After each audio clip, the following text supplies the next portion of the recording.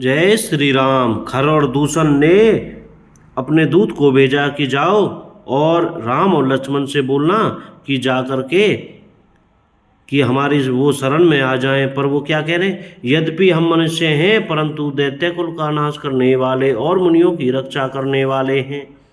हम बालक हैं परंतु हैं दुष्टों को दंड देने वाले। यदि बल न हो तो घर लौट जाओ। संग्राम में पीठ दिखाने वाले किसी को मैं नहीं मारता। रण में चढ़ आकर कपट चतुराई करना और शत्रु पर कृपा करना, दया दिखाना तो बड़ा भारी कायरता है। दूतों ने लौटकर तुरंत सब बातें कहीं, जिन्हें सुनकर खरदूषण का हृदय अत्यंत जल उठा। खरदूषण का हृदय जल उठा। तब उन्होंने कहा, पकड़ लो, कैद कर लो। यह सुनकर भयानक राक्षस योद्धा बाण, धनुष, तोमर, शक्ति, सांग, शूल, बर्छी, कृपान, कटार, परिघ, फरसा धारण किए हुए दौड़ पड़े। प्रभु श्री राम जी ने पहले धनुष का बड़ा कठोर, घोर और भयानक टंकार किया, जिसे सुनकर राक्षस बहरे और व्याकुल हो गए। उस समय उन्हें कुछ भी होश न रहा। फिर वे शत्रु को बलवान जानकर सावधान होकर दौड़े और श्री रामचंद्र जी के ऊपर बहुत प्रकार के अस्त्र शस्त्र बरसाने लगे। श्री रघुवीर जी ने उनके हथियारों को तिल के समान टुकड़े टुकड़े करके काट डाला। फिर धनुष को कान तक तानकर अपने तीर छोड़े।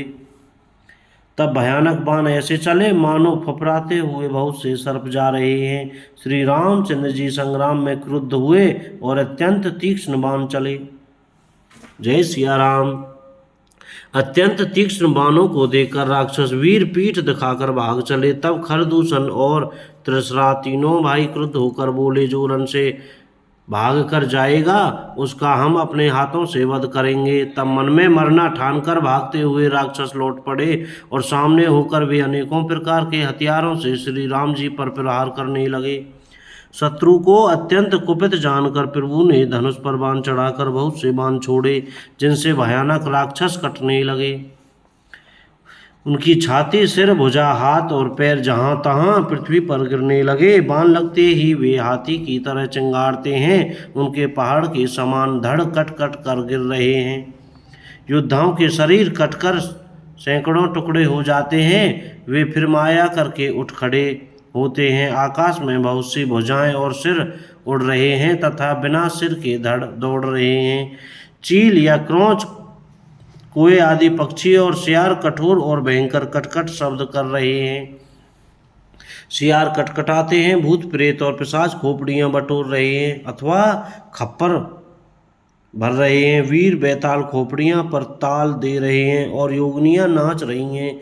श्री रघुवीर के प्रचंड बाण योद्धाओं के वक्ष, स्थल, भुजा और सिरों के टुकड़े टुकड़े कर डालते हैं।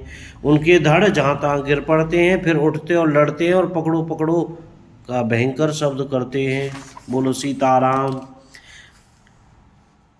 अंतड़ियों के एक छोर को पकड़कर गीद उड़ते हैं, उन्हीं का दूसरा छोर हाथ से पकड़कर पिशाच दौड़ते हैं। ऐसा मालूम होता है मानो संग्राम रूपी नगर के निवासी बहुत से बालक पतंग उड़ा रहे हों। अनेकों योद्धा मारे और पछाड़े गए। बहुत से जिनके हृदय विदीर्ण हो गए हैं पड़े करा रहे हैं। अपनी सेना को व्याकुल देखकर त्रिशरा और खरदूषण आदि योद्धा श्री राम जी की ओर मुड़े। अनगिनत राक्षस क्रोध करके बाण, शक्ति, तोमर, फरसा, शूल और कृपान एक ही बार में श्री रघुवीर पर छोड़ने लगे। प्रभु ने पल भर में शत्रुओं के बाणों को काटकर ललकार कर उन पर अपने बाण छोड़े। सब राक्षस सेनापतियों के हृदय में 10-10 बाण मारे।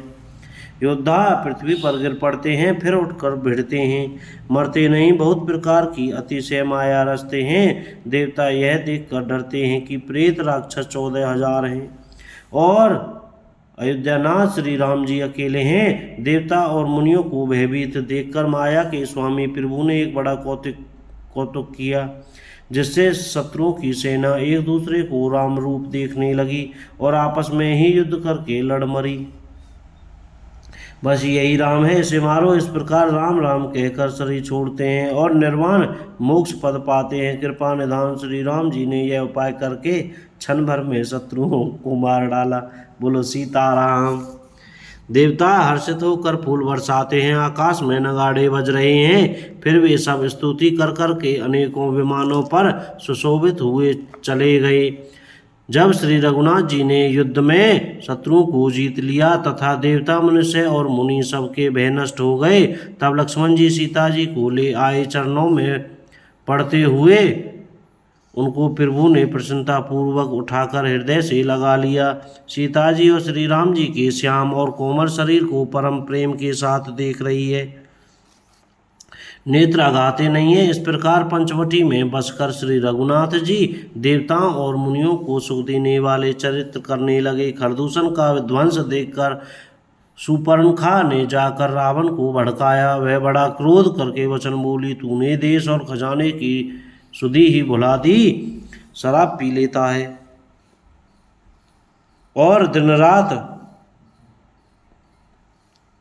रात पड़ा सोता रहता है। तुझे खबर नहीं है कि शत्रु तेरे सिर पर खड़ा है। नीति के बिना राज्य, धर्म के बिना धन प्राप्त करने से, भगवान को समर्पण किए बिना उत्तम कर्म करने से, विवेक उत्पन्न किए बिना विद्या पढ़ने से परिणाम में श्रम हो हाथ लगता है। विषयों के संग से सन्यासी, बुरी सलाह से राजा, मान से ज्ञान, मदिरा पान से लज्जा,